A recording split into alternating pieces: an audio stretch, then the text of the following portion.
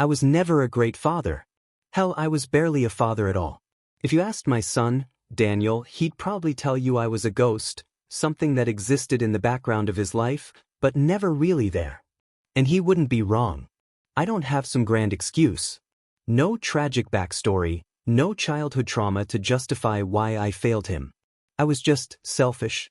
I cared about all the wrong things, and by the time I realized I was losing my family, they were already gone. His mother, Emily, was a saint. She held our little world together as best as she could, patching the holes I left behind, pretending like the weight of raising our son alone wasn't breaking her. I see it now, the exhaustion in her eyes, the silent pleas in her voice when she'd ask me to come home early to spend time with our boy.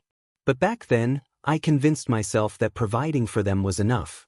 That working long hours, paying the bills, and keeping a roof over their heads made up for the fact that I was never really present. I still remember the night it all fell apart. It was raining. Not the soft, poetic kind of rain you see in movies, but the kind that drowns out everything, that makes it impossible to hear anything other than the relentless pounding on the roof. Emily had been waiting for me. Dinner cold, Daniel already in bed. I stumbled in past midnight, reeking of whiskey and bad decisions. She didn't yell. She didn't cry. She just looked at me like she'd finally run out of reasons to keep trying. "I can't do this anymore, James." Her voice was quiet, almost drowned out by the storm outside. I opened my mouth, ready to say something, anything, but what could I have said? She was right. She shouldn't have to do it anymore. The next morning, she was gone. Packed her bags, took Daniel, and left me with the mess I'd made. I didn't chase after them. Not because I didn't care, but because I didn't know how. For the next 10 years, I let them exist without me. I told myself it was better that way. Daniel deserved a stable life, one without a screw-up like me dragging him down. I imagined him growing up with a stepfather, some guy who coached his little league games, helped him with his homework, taught him how to shave. It hurt, but I convinced myself that as long as he was happy, that was enough. Then, 10 years later, the phone rang. I was half drunk, watching a baseball game I wasn't even paying attention to. The unknown number flashed across my screen. I almost ignored it, but something in my gut told me to pick up. "Hello." My voice was rough, thick from too many cigarettes and not enough sleep. There was silence on the other end. Then, a sharp inhale. "Dad." It was just one word, but it knocked the breath right out of my lungs. I sat up so fast the beer bottle on the table nearly tipped over. My hands were shaking. It had been a decade. "Danny?" My voice cracked, and I hated how desperate it sounded. Another silence. Then his voice, quieter this time. "I need you." 2 words. Just 2. But they hit me harder than every mistake I'd ever made. I didn't ask why. I didn't ask how. I just grabbed my keys and got in the car. The drive was a blur. I didn't even think to ask where he was or what had happened. I just threw on the same jacket I'd worn for the last 5 years, grabbed my keys, and stumbled out into the night. It wasn't until I was already halfway down the highway, headlights slicing through the rain, that I realized I had no clue where the hell I was going. I gripped the steering wheel, knuckles white, and called back the number. My heart pounded against my ribs. What if he didn't answer? What if this was a mistake? "Hello." His voice was small. Too small. "Danny, where are you?" I tried to keep my voice steady, but I could already feel the cracks forming. There was a hesitation. I could hear rustling, the muffled hum of cars in the background. "Bus station," he muttered. "Downtown." The bus station? My stomach twisted. "What the hell are you doing there?" The pause. Then, softer, I didn't know where else to go. I pressed my foot harder on the gas. The downtown bus station was the kind of place where people went to disappear. It reeked of piss and stale coffee, a mix of desperation and exhaustion thick in the air. A few stragglers were slumped against the walls, eyes vacant, waiting for buses that might never come. And then I saw him. Sitting on the farthest bench, hood up, arms wrapped tight around himself like he was trying to fold into nothing. Daniel. My son. I hadn't seen him since he was 10. And now, here he was, 17, taller than I remembered, but still looking just as small. For a second I just stood there. I didn't know if I had the right to go to him. I didn't know if I deserved to. Then, as if sensing me, he lifted his head. His eyes met mine, and I swear to God, I felt something inside me shatter. He looked tired. Not just in the way teenagers looked when they stayed up too late, but deep down, in his bones. His face was thinner than I remembered, cheeks hollowed out, dark circles beneath his eyes. He looked like a kid who'd seen too much. I forced my legs to move. I walked over, slow, like I was afraid he'd bolt. "Hey kid," I said, voice hoarse. He didn't say anything at first. Just stared at me, like he was trying to figure out if I was real. Then, after what felt like forever, he swallowed hard and muttered, "Hey." I sat down beside him, not too close, but close enough. Close enough to see the way his hands trembled slightly in his lap. "What's going on, Danny?" I asked. "Why are you here?" He took a breath, but it hitched in his throat. "Mom's gone," he whispered. I froze. "What?" His jaw tightened. He stopped, exhaled sharply, shook his head. "She died, Dad." I felt the words like a punch to the gut. Emily was dead.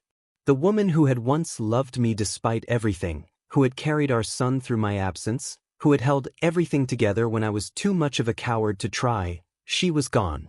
My throat closed up. "When?" "2 weeks ago." His voice was flat, like he'd rehearsed saying it enough times that the words didn't mean anything anymore. "Car accident." I wanted to say something. I wanted to reach out, to touch his shoulder, to do something. But all I could do was sit there, hands shaking, while the weight of it all crashed down around me. And then, quieter, almost too quiet to hear. I didn't have anywhere else to go. That was when I realized the truth. This wasn't just a reunion. This wasn't just a kid looking for his dad. This was my son, broken and lost, with nowhere left to turn. And for the first time in my miserable goddamn life, I wasn't going to let him down. For a long time, neither of us spoke. The city hummed around us, cars rushing by, people moving through the night, oblivious to the storm inside that quiet little bus station. Daniel sat beside me, arms wrapped around himself, as if bracing against something I couldn't see. Emily was gone. The words sat heavy in my chest, like a stone pressing down on my lungs. I had spent years convincing myself that my absence didn't matter, that they were better off without me. And now, she was gone and Daniel, our son, was sitting on this cold, cracked bench with no home to go back to. I should have known. I should have been there. But regret wouldn't fix anything now. I took a slow breath, steadying myself, and finally turned to him. "Come on, kid," I said gently. "Let's get out of here." He didn't move right away. He just looked at me, really looked at me, like he was trying to decide if I was worth trusting. I didn't rush him. I let him take his time. Then, slowly he nodded. The car ride was quiet. Not tense, just careful. I didn't push him to talk. Instead, I turned the heat up even though I wasn't cold. I stopped at a gas station, bought him a bottle of water and a sandwich, and set them on the seat between us without saying anything. He didn't touch them at first, just stared out the window, lost in his own head. But as we hit the highway, I heard the crinkle of plastic. A minute later, out of the corner of my eye, I saw him take a small bite. It wasn't much, but it was something. "You warm enough?" I asked. "Yeah," he mumbled, barely audible. I nodded, even though he wasn't looking at me. "Good." The pause. Then, softer, "Thanks." That one word almost broke me. He shouldn't have had to thank me. He shouldn't have been sitting in some bus station with no one to call. I had failed him for so long, and yet, here he was, thanking me for the bare minimum. I gripped the wheel tighter. I wasn't going to screw this up again. I lived in a small, one-bedroom apartment on the outskirts of the city. It wasn't much, just a crappy old couch, a half-broken TV, and a kitchen that always smelled faintly like burnt toast. But it was warm. And it was his if he wanted it. When we stepped inside, I hesitated, suddenly self-conscious of how little I had to offer. "It's not great, but..." "It's fine," Daniel said, voice flat. I watched him as he stood in the doorway, his eyes scanning the room. He looked uncertain. Like he wasn't sure he was allowed to be here. I cleared my throat, trying to sound casual. Couch is yours. I'll get some blankets. He just nodded. No argument, no complaint. By the time I came back with an old quilt and a pillow, he had already sunk onto the couch, sitting stiffly like he didn't know how to relax. I set the blankets beside him and sat down on the armrest, watching him for a moment. He looked so damn young. Too young to be carrying this much weight. I hesitated, then reached out carefully, giving his shoulder a light squeeze. I'm glad you called me, Danny. He stiffened slightly, but he didn't pull away. He just swallowed hard, staring down at his hands. For a second, I thought he wouldn't say anything. But then so quiet I almost missed it. Me too. The first night, Daniel barely slept. I heard him shifting on the couch, the springs creaking softly under his weight. I pretended not to notice, let him have his space. I knew what it was like to lie awake, staring at the ceiling, waiting for your mind to quiet down enough to rest.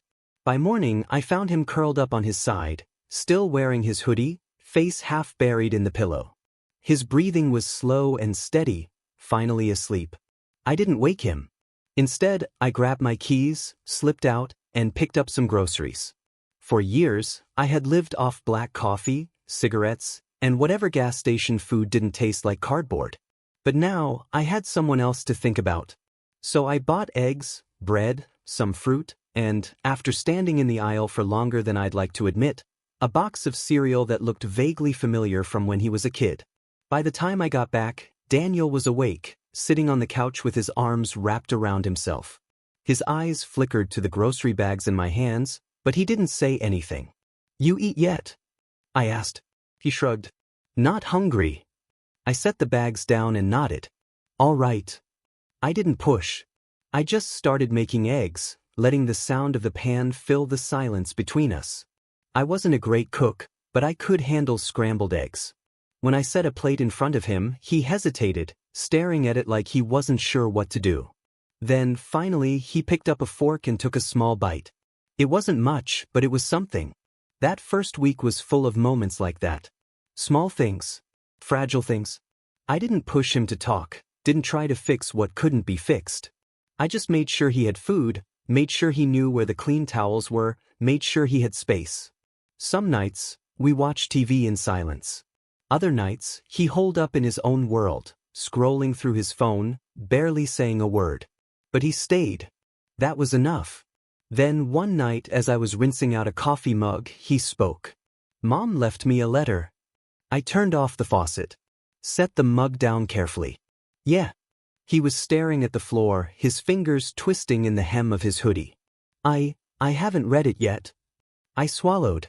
You don't have to if you're not ready.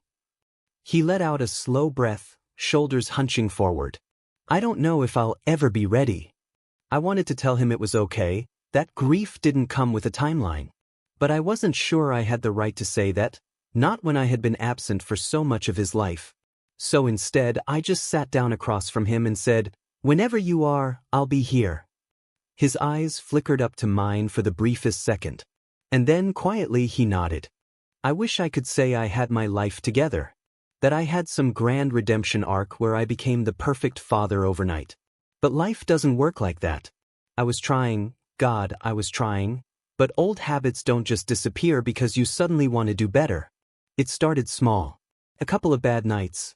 A couple of beers after work turned into a few more. I told myself it was fine. I wasn't drinking around Daniel. I wasn't coming home wasted. I was still keeping it together. Until I wasn't. It was a Tuesday night when things fell apart. Work had been shit. My boss was riding my ass about numbers I didn't care about, and I had spent the entire day feeling like a failure.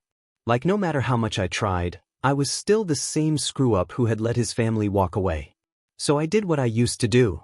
I walked into a bar, ordered a drink, then another, then another. I told myself I'd only have one. I told myself I'd leave before it got bad. But the thing about old demons? They wait for you. They know exactly when to slip back in. By the time I stumbled through the apartment door, it was past midnight. My hands fumbled with the keys, my head buzzing, my body heavy. I barely managed to kick off my boots before collapsing onto the couch. I didn't even realize Daniel was still up until I heard his voice. Seriously? I blinked. The room swayed slightly. He was standing in the doorway to the kitchen, arms crossed, jaw clenched. His expression wasn't just anger. It was disappointment. Something twisted in my chest. Kid, I started, but the words were sluggish. He shook his head. Don't. I expected him to storm off, to shut down like I had so many times.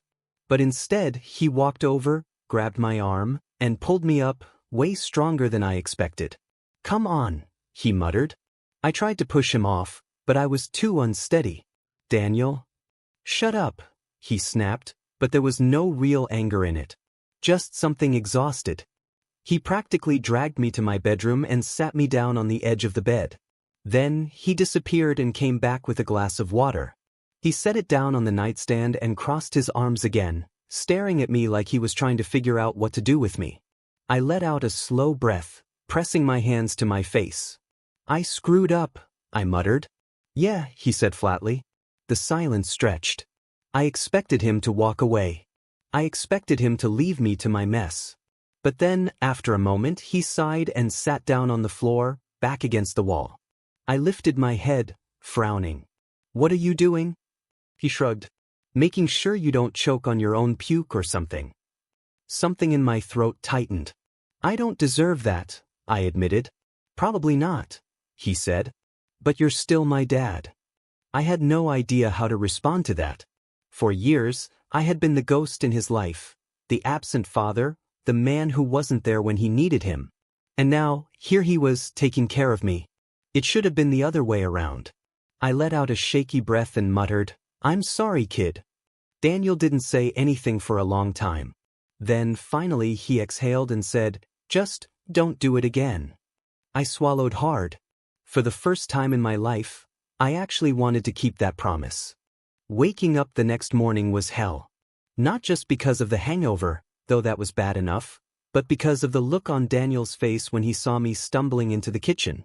He didn't say anything, just sat at the table with a bowl of cereal, scrolling through his phone like I wasn't even there. I deserved that. I poured myself a cup of coffee, standing there awkwardly, staring at the black liquid swirling in my mug. I thought about apologizing again, but what was the point? Words didn't mean anything if I wasn't willing to change. I had spent years running from responsibility, drowning in excuses. But last night, when I saw my son taking care of me, the man who was supposed to be looking out for him, something inside me shifted. I wasn't going to let that happen again. I had to do better. So I did. The first thing I did was quit drinking. Not in a dramatic, throw all the bottles out kind of way. I knew myself. I knew if I tried to go cold turkey just for the sake of proving a point, I'd end up right back where I started. So instead, I took it one day at a time. I stopped going to the bars. I stopped making excuses. When the cravings hit, I went for a walk, did push-ups, cleaned the apartment, anything to keep my hands busy. It wasn't easy. The demons didn't just disappear overnight. But every day that I didn't drink was a small victory. And Daniel noticed. He didn't say anything at first, but I caught him watching me, like he was waiting for me to slip, like he didn't quite believe it yet. I couldn't blame him. But slowly, brick by brick, I started rebuilding what I had destroyed. I got a second job. My first job at the auto shop barely covered rent, let alone groceries and bills. So I picked up extra shifts doing deliveries in the evenings. It wasn't glamorous, but it was honest work. And for the first time in a long time, I felt like I was actually providing for someone other than myself. One night, I came home late, exhausted, barely able to keep my eyes open. I dropped my keys on the counter and sank onto the couch with a heavy sigh. Daniel looked up from his spot at the table, where he was half buried in a notebook, chewing absently on the end of a pen. You good? I let out a dry chuckle. Jesus, I think my spine is permanently ruined. He smirked. You're old. Hey, I shot back. I'm seasoned. He rolled his eyes, but there was something lighter in his expression. Progress. Then, one Saturday morning, I did something I hadn't done in over a decade. I made breakfast. It was just pancakes, lumpy, uneven, slightly burned pancakes, but they were pancakes, God damn it. I stood in the kitchen, flipping them with the grace of a drunk elephant, when I heard Daniel's footsteps behind me. He paused in the doorway, blinking at the scene in front of him. What are you doing? I gestured at the mess of flour and eggs on the counter. Being a responsible father. Obviously. He snorted. You look like a Food Network disaster special. I grinned. Shut up and sit down. To my surprise, he did. I slid a plate in front of him, half expecting him to make some sarcastic comment about the questionable quality of my cooking, but he just grabbed a fork and took a bite. Then another. Then another. I sat down across from him, watching as he ate in silence. Finally, I cleared my throat and said, "You know, I'm really trying, kid." Daniel looked up, chewing slowly. For a second, I thought he was going to brush me off. But then, after a long pause, he swallowed and said, "Yeah, I know." That was all he said. But it was enough. For the first time in years, I felt like I wasn't just existing. I was living. Progress isn't a straight line. Some days were good. Some days were really good. Mornings where Daniel and I sat in the same room without that thick, invisible wall between us, nights where we watched bad movies and made sarcastic comments about them, moments where it felt like maybe, just maybe, I wasn't a complete failure of a father. Other days? Other days, I felt like I was barely keeping my head above water. The cravings didn't disappear. The self-doubt didn't magically go away. There were nights when I lay in bed staring at the ceiling, wondering if I even deserved a second chance. But the difference now? I didn't run from it. And for the first time, I wasn't alone. It was a Sunday when I realized how much things had changed. I had picked up a few extra hours at the shop that morning, fixing up some old guy's '78 Camaro. By the time I got home, I was dead on my feet. I kicked off my boots, tossed my jacket over the back of the couch, and walked into the kitchen, only to stop dead in my tracks. Daniel was standing by the stove, cooking. I blinked. Did I walk into the wrong apartment? He shot me a look. Hilarious. I smirked, stepping closer. What are you making? Pasta, he muttered, stirring a pot of sauce. Figured you'd be hungry after work. Something warm settled in my chest. I leaned against the counter, watching him. He moved awkwardly, like he wasn't quite sure what he was doing, but he was trying. That was what got me the most. The trying. A few months ago, this kid wouldn't have said more than 2 words to me. Now, he was making dinner? For me? I cleared my throat, keeping my voice casual. You know, if you wanted to impress me, you could have just made a sandwich. He rolled his eyes. Shut up and set the table. I chuckled and did as I was told. Dinner was quiet, but not the bad kind of quiet. The comfortable kind. The kind where words weren't really necessary. The pasta was edible. A little too much garlic, a little undercooked, but I ate every bite. At one point, Daniel glanced up and said, "You don't have to pretend it's good." I shrugged. "It's better than my pancakes." That actually got a small laugh out of him. A real one. I didn't say it, but that laugh? That was worth more than anything else in the world. Later that night, I was cleaning up when I heard Daniel's voice behind me. "Hey, Dad." I froze. He had never called me that before. Not since he was a kid. Not since before everything fell apart. I turned slowly, my chest suddenly too tight. "Yeah." He shifted on his feet, looking uncomfortable. I was thinking," he hesitated, then exhaled sharply. "Would it be cool if I stayed here? Like, permanently?" I felt my throat close up. I didn't even realize how afraid I'd been of him leaving until that moment. I swallowed hard and nodded, keeping my voice steady. "Yeah, good. Of course." His shoulders relaxed slightly. "Cool." He turned to go, but before he could leave I said, "Hey, Danny." He looked back at me. Small but real. "I'm really glad you're here." For a second he didn't say anything. Then, softer than I expected, "Yeah, me too." Things didn't change overnight. Daniel and I still had our moments, awkward silences, missteps, times when I wanted to say something meaningful but the words got stuck.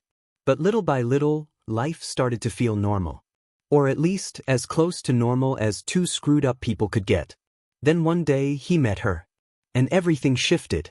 I had just gotten home from work, exhausted, grease under my nails, when I heard voices coming from the living room. A girl's voice. "You don't have to show me your embarrassing baby pictures." "Oh, I have to," Daniel shot back. "It's, like, legally required." I smirked, leaning against the doorframe. "What's legally required?" Daniel froze. The girl sitting on the couch beside him turned her head, and for the first time, I got a good look at her. She was small, maybe 5 feet 2 inches, with dark curls and big, expressive eyes that flickered with amusement. Daniel cleared his throat, suddenly looking very uncomfortable. "Dad, this is Sophie." Sophie smiled, completely unfazed. "Hey, Mr. Reynolds." "Mr. Reynolds?" I squinted. "Jesus, I'm not that old. Call me James." Daniel shot me a "please don't embarrass me" look, but Sophie just grinned. "Nice to meet you, James." I nodded. "So, what's this about baby pictures?" Daniel groaned. "Oh my God." Before he could stop me, I walked over to the bookshelf, grabbed the old photo album Emily had left behind, and flipped it open. Yes. Here we go. Baby Daniel, covered in spaghetti sauce. "Dad!" Sophie burst out laughing. And just like that I knew. This girl? She was good for him. Over the next few weeks, Sophie started showing up more and more. Sometimes, it was just the two of them, curled up on the couch watching movies. Other times, she joined us for dinner, making sarcastic comments about my cooking and laughing when Daniel told her stories about my questionable life choices. She was quick-witted, funny kind. The kind of person who made you feel lighter just by being around. But what got me the most was how Daniel was with her. For the first time since he'd moved in, he looked happy. Like he wasn't carrying the weight of the world on his shoulders. One night as I was cleaning up, Sophie got up to help. "You don't have to do that, kid," I said, grabbing a dish from her. She shrugged. I don't mind." I glanced over at Daniel, who was distracted with something on his phone. Then, lowering my voice, I muttered, "He's lucky to have you." Sophie looked up at me, something soft in her expression. "Yeah," she said quietly. "I know." I smiled. Yeah. So did I. As the weeks passed, something shifted. The apartment, which had once felt like a place we were stuck in, started to feel like a home. I wasn't just surviving anymore. I was living. And for the first time in years, I wasn't just Daniel's father. I was his dad. Life didn't suddenly become perfect after that night. Grief doesn't just disappear. Neither do regrets. But something changed. Daniel didn't carry the weight alone anymore. And neither did I. We moved to a bigger place. Nothing fancy, but enough for him to have his own room, enough for me to set up an actual home instead of just an apartment. Sophie was around all the time, and honestly, I was grateful for her. She made Daniel laugh. She kept him grounded. One night, I came home late from work, exhausted but content. I walked into the apartment and found Daniel and Sophie curled up on the couch, watching some terrible reality show. He looked up, saw me, and without hesitation, said, "Hey, Dad." Not James. Not hey. I froze for half a second. Then I smiled. "Hey, kid." And just like that I knew. I had spent years running. Years convincing myself I wasn't enough. But now, I had a son who trusted me. A home that felt real. A life I was finally proud of. For the first time in a long time, I wasn't lost anymore. I was home.